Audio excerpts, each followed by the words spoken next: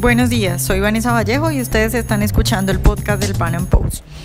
Este domingo que viene se realizarán las elecciones presidenciales en Colombia y en el podcast de hoy comentamos lo que puede ocurrir y los retos que tiene el uribismo para estas elecciones.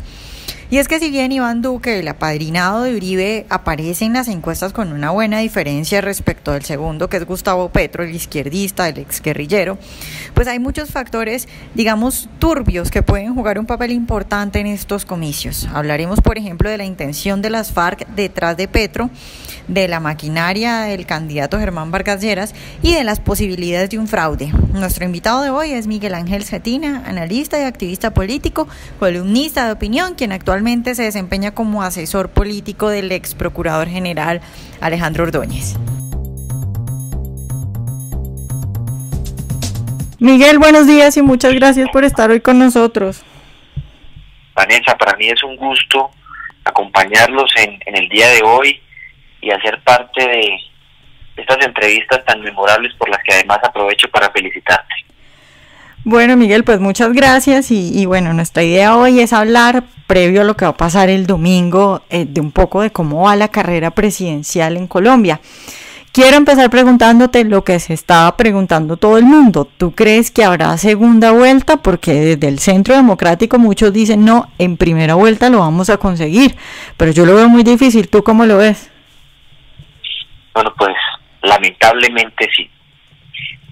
Sí habrá segunda vuelta y debo decir que desearía que la elección del sucesor del inefable Juan Manuel Santos, yo quisiera que se diera de una vez por todas este domingo 27 de mayo.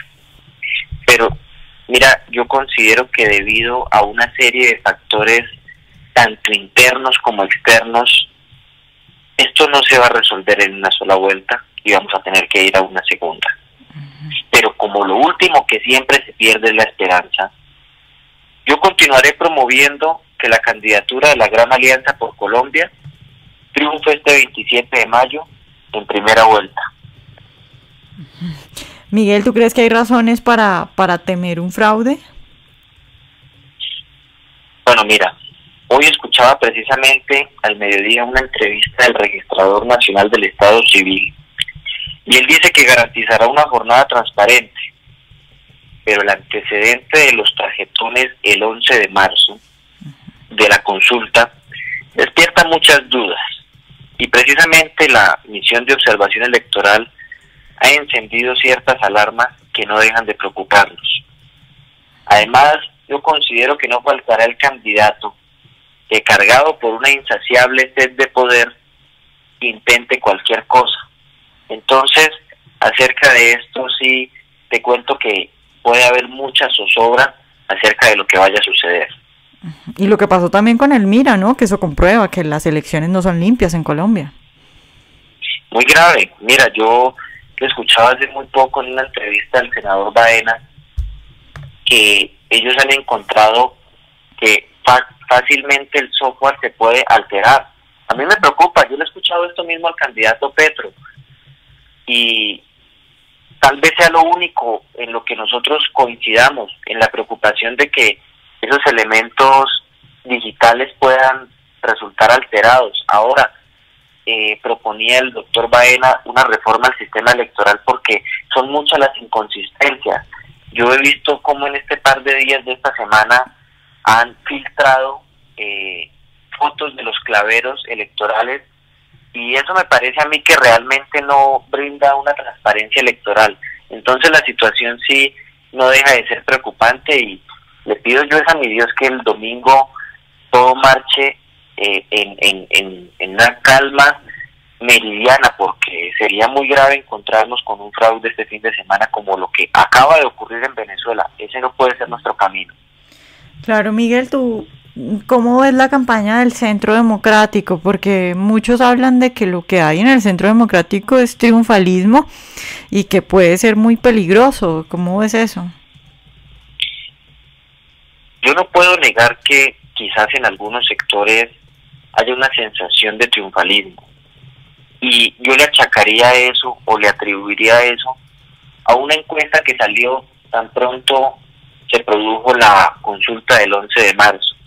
En esa encuesta Iván Duque aparecía con más del 40% de la intención de voto por parte de los ciudadanos. Y yo creo que algunas personas de la campaña del Centro Democrático sintieron que esto estaba ganado. Y yo tengo que decirte, Vanessa, que antecedentes a corto y a largo plazo nos dejan ver que lo último que en política puede haber es triunfalismo. Sí. Yo te pongo un antecedente a corto plazo. La alcaldía de Medellín en la elección pasada. El Centro Democrático creía tener controlado ese tema y faltando muy pocos días, yo diría que horas, eso tomó un rumbo imprevisto y hoy sabemos cuáles son los resultados. Y te voy a poner un ejemplo que sucedió hace ya unos años en nuestro continente, cuando en el Perú se enfrentaban en la elección Alberto Fujimori y Mario Vargas Llosa. Hombre, yo recuerdo muy bien que todos daban a Mario Vargas como el próximo presidente del Perú. Tenía el apoyo de sectores no solamente nacionales sino internacionales. Me parece que también Margaret Thatcher y Ronald Reagan sentían que ya Vargas Llosa iría a ser el presidente, y la historia no dejó que así fuera, porque esa sensación de triunfalismo arruinó con candidaturas serias como las que acabo de poner, por ejemplo. Entonces, a mí sí me duele mucho que esa sensación se perciba, pero lo que no puedo yo ocultar es que tanto el doctor Iván Duque como la doctora Marta Lucía Ramírez, el presidente Uribe, el presidente Pastrana, el doctor Alejandro Ordóñez y un gran grupo de compatriotas han estado cotidianamente al frente del cañón para lograr que el 27 de mayo lográramos el triunfo en la primera vuelta. Claro. Miguel, un factor que digamos puede ser la sorpresa en estas elecciones, yo creo que es Germán Vargas Lleras, porque él está muy bajito en las encuestas, no logró despegar, pues ya no va a despegar. Sin embargo, todos sabemos que su fortaleza es la maquinaria y que Cambio Radical pues no le fue mal en las elecciones al Congreso. Entonces, te pregunto, ¿tú crees que esa maquinaria va a jugar un papel tan fundamental como para darle la posibilidad de que Vargas Lleras llegue a la segunda vuelta, por ejemplo? Vanessa, las jornadas electorales por sí mismas traen sorpresas. Pero en cuanto al doctor Vargas y su bien conocida maquinaria, no puede uno negar que la intriga cabe y muchos colombianos estamos al vaivén de lo que esto pueda traer. Pero yo también quiero decir algo, la maquinaria tiene un límite y no es la misma aquella que opera en las elecciones para Congreso que la que se ve en las elecciones a la presidencia. Yo por esto no creo que al doctor Vargas Lleras le alcance para ir a segunda vuelta.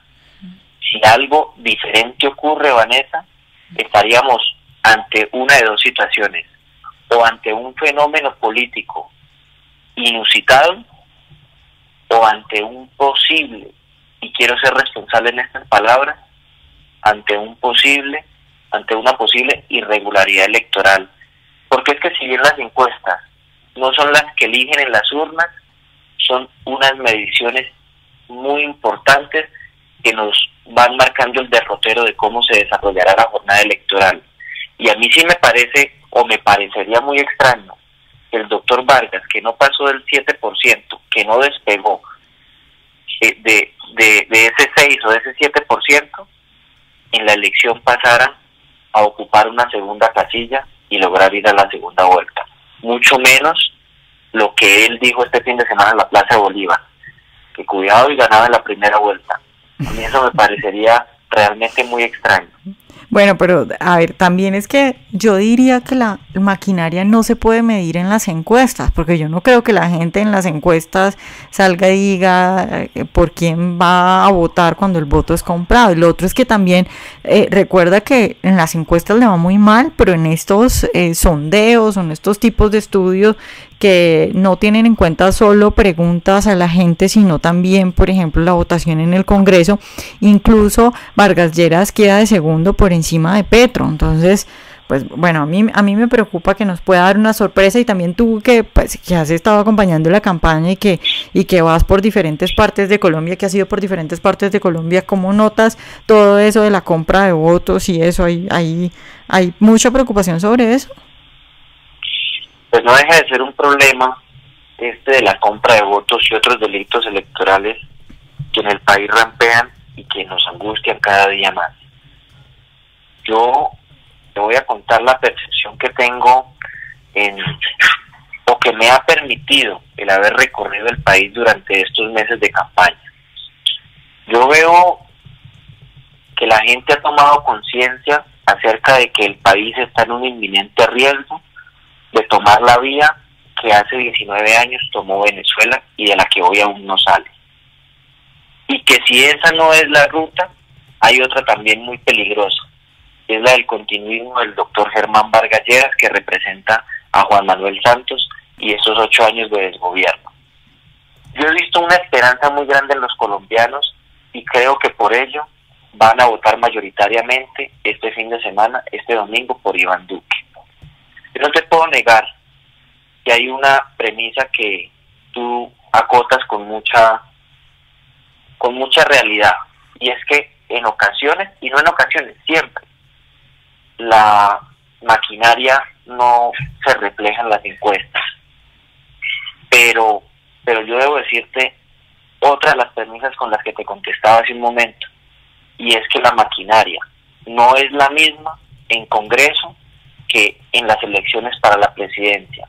En las elecciones para la presidencia, el voto de opinión tiene un peso específico. Germán Vargas Lleras descartó de plano el voto de opinión y se casó completamente con el voto de la maquinaria. Y esa maquinaria tiene un límite. Y los acuerdos que ha hecho el doctor Vargas Lleras no le darán, si al caso, para más de 3 millones de votos. Y esta será una elección en la que los colombianos votarán masivamente. Y por ello es que me refiero a que no lo veo en una segunda vuelta, porque no le va a alcanzar. Ok, Miguel, hablemos ahora de Gustavo Petro, porque hay una cosa que yo creo que Gustavo Petro tiene bastante voto de opinión, pero además el otro factor es que tiene detrás a las FARC, que están viviendo evidentemente una situación muy difícil. Pues tenemos a Iván Márquez en el monte escondiéndose, y tenemos a Santrich, que no se sabe qué va a pasar con él. Entonces pues supongo que las FARC van a dar todo lo que puedan para que Petro llegue a la presidencia. ¿Qué tan preocupante es ese factor de las FARC detrás de Petro? Pues muy preocupante, y además yo creo que no te equivocas en lo que compone tu pregunta, cuando dices que en medio de este mal momento por el que atraviesan las FARC, pues no verán a otro más que a Gustavo Petro como su tabla de salvación. Y yo creo que se la van a jugar íntegra, porque el candidato que, según la doctora Piedad Córdoba, es el de las FARC, salga avante en este proceso.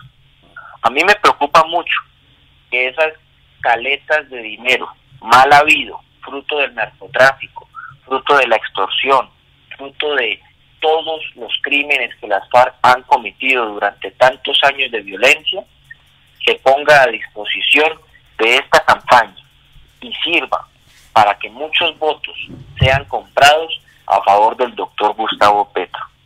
A mí no me parece fortuito ver que este candidato, que hizo una gestión tan deplorable en la alcaldía de Bogotá, hoy esté llenando plazas a nivel nacional.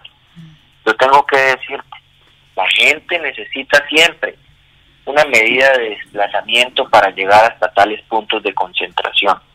Aun cuando Petro lo siga negando, cualquiera que se haya dedicado a lo menos un día a este tejemaneje de la política sabrá que lo que estoy diciendo es cierto y entenderá que esas plazas atiborradas que en ocasiones las fotos muestran de Gustavo Petro tienen detrás de ello un gran capital monetario que a mi parecer tan solo las FARC en este país tienen.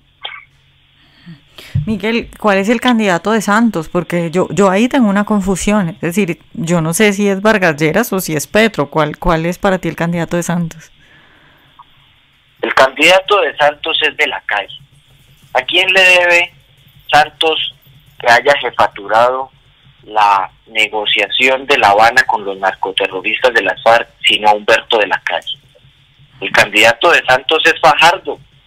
Recordemos que tanto el Polo como el Partido Verde, que hoy integran la coalición que impulsa a Sergio Fajardo, estuvieron bastante comprometidos con el proceso de La Habana con las FARC. El candidato de Santos es Petro.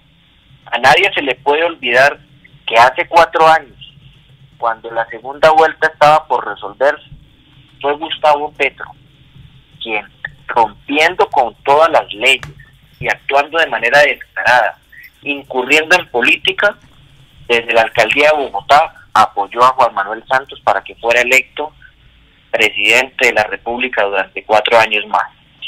Y el candidato de Santos, por supuesto, es Germán Vargas Lleras. Nadie puede olvidar que Germán Vargas fue ministro de Juan Manuel Santos, fue 4 años vicepresidente, casi 4, renunció cuando pensó en su aspiración presidencial. El único que no es candidato de el doctor Juan Manuel Santos es Iván Duque, y tal vez sea por eso que los colombianos van a elegir de manera mayoritaria este 27 a Iván Duque en las urnas. Miguel, ya para terminar, tus pronósticos, ¿cuáles son tus pronósticos para estas elecciones? Bueno, Vanessa, una cosa es la que yo quiero y otra cosa es la que tú crees, manera, lo que tú crees que va a pasar. Claro, sí. Si de alguna manera se me permite la experiencia y el haber recorrido durante estos meses el país, pues analizo. Lo que yo quiero y por lo que vengo trabajando es porque este 27 de mayo los colombianos elijamos en primera vuelta al único candidato que no es el de Santos, a Iván Duque. Lo que yo creo, Vanessa,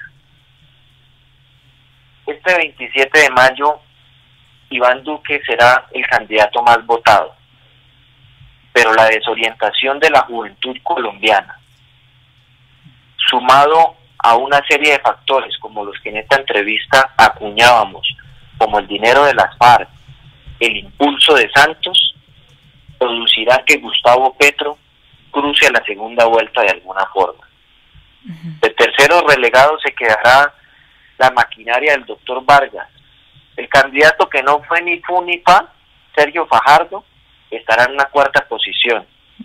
Y en el quinto lugar, muy rezagado, quedará Humberto de la Calle, quien demostrará que a eso quedó reducido el Partido Liberal. Y si bien es cierto que a la segunda irán Iván Duque y Gustavo Petro, el 17 de junio, el nuevo presidente de la República será Iván Duque Márquez, por el candidato que representa la esperanza y por el cual los colombianos votaremos de manera mayoritaria y contundente. Bueno, Miguel, pues muchas gracias por haber estado hoy con nosotros.